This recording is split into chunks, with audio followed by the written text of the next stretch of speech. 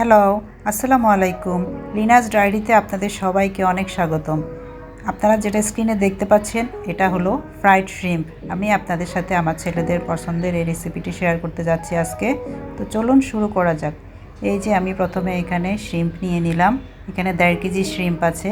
আমি এগুলোকে যেহেতু এগুলো একটু মোটা হয়, আমি এটাকে মাঝখানে চিরে 2 টুকরা করে নিয়েছি, যাতে মশলাটাও ভালো করে ঢুকে আর ভাজার সময় এটা ক্রিস্পি হয় ভালোভাবে। এখন এখানে আমি মশলা অ্যাড করে নেব। আমি যে রেডিমেড ফ্রাইড চিকেনের মশলাটা কিনতে পাওয়া যায় সেটা আমি এখানে ভরে ভরে 4 চামচ দিয়ে দিচ্ছি। 4 চামচ মশলা দেওয়ার পরে আমি এখন অন্য আরও মশলা অ্যাড করছি। দেখতে পাচ্ছেন আমি এখানে দিয়ে দিচ্ছি ফিশ সস। ফিশ সস দেওয়ার পরে আমি এখন এখানে আরও অ্যাড করব সয়া সস। সয়া সস আমি এখানে দিয়ে দিচ্ছি, দিয়ে প্রায় 2 টেবিল চামচের মতো সয়া সস দিয়ে দেওয়ার পরে আমি এখন দিয়ে দিচ্ছি 4 চামচে 2 চামচ চিলি ফ্লেক্স। চিলি ফ্লেক্স দিয়ে আমি এখানে হালকা মেখে নেব। হালকা মেখে আমি এখানে অ্যাড করে দিব সরিষার তেল। সরিষার তেল আমি এখানে 3 টেবিল চামচের মতো দিয়েছি। দেওয়ার পরে আমি এটাকে ভালো করে মেখে এখন আমি এটাকে লবণ দেই নাই, কিন্তু আমি লবণ লাগবে না, কারণ মশলাতে এবং সয়া সসে প্রচুর লবণ থাকে। এটাকে আমি ভালোভাবে মেখে নিয়েছি। নেওয়ার পরে আমি এখন এটাকে ওভারনাইট একটা এয়ারটাইট বক্সে ভরে ফ্রিজে রেখে দেব। ভালো মানের ফ্রিজ হলে, নর্মাল ফ্রিজও এটা 4-5 দিন থাকে, আর না হলে আপনারা ডিপ ফ্রিজে রেখে দিতে পারেন। যখন ইচ্ছা তখন আপনারা ভাজার 2 ঘন্টা আগে নামিয়ে নিলেই হবে, এটা নর্মাল হয়ে যাবে।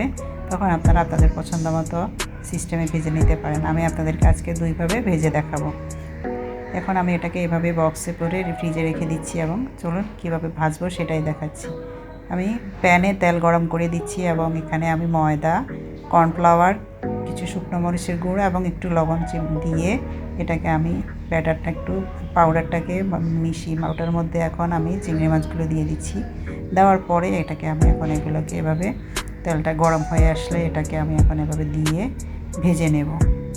আগুন হিটটাকে মিডিয়াম টু হাই স্পিডে রাখবেন, তাহলে চিংড়িটা ভালো ক্রিস্পি হবে।